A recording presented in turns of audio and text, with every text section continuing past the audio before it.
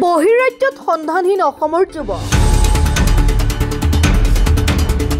চতিয়াৰ উত্তৰ অঞ্চলৰ ইটাখোলাত চাঞ্চল্য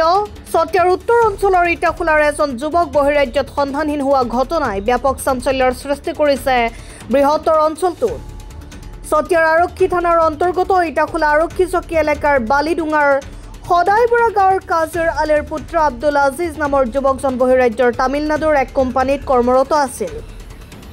যোৱা ৮ জুনত যুৱকজনে তামিলনাডুৰ পৰা নিজ গৃহলৈ বুলি ৰেলযোগে আহি থকা অৱস্থাত ৰেলৰ ভিতৰত তেওঁৰ মোবাইল ফোনকে ধৰি সকলো সামগ্ৰী আৰু ধন চুৰি হয়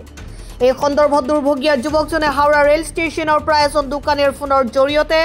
নিজৰ পৰিয়ালৰ লোকক জনাইছিল পৰিয়ালে তততৈয়াকৈ তেওঁক উক্ত ফোন নম্বৰৰ জৰিয়তে প্ৰয়োজনীয় ধন পঠাই দিছিল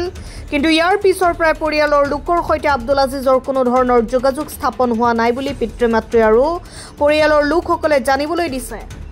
যোৱা 12 জুনৰ পৰা বৰ্তমানলৈকে যুৱকজনৰ কোনো সম্ভেদ নোপোৱাত চিন্তিত হৈ পৰিয়ালবৰ্গই ইটাখোলা আৰক্ষী চকীত নিৰুদ্দেশ সম্পৰ্কীয় এখন এজাহাৰ দাখিল কৰিছে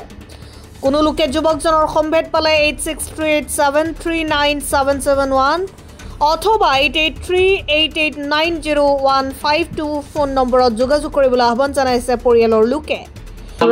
কামত গৈছিলে কামিলটো তাৰ পৰা এই আহি আছিলে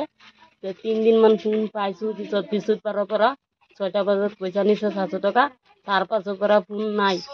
বেলেগৰ মোবাইল দি ফোন কৰিছে মোবাইল চল সব মানুহে সব লৈ গৈছে মোবাইল আপনাৰ লড়া হয় লুৰা চতিয়াৰ পৰা চাহিদুল ইছলামৰ ৰিপৰ্ট অসম টাইম CTC আৰু অৰ্থডক্স চাহৰ অপূৰ্ব সংমিশ্ৰণ দিহিং পাটকাই চাহ ইয়াৰ প্ৰতিটো চুমুকত আছে আমেজ ভৰা সতেজতা সেয়েহে মোৰ একমাত্ৰ চইচ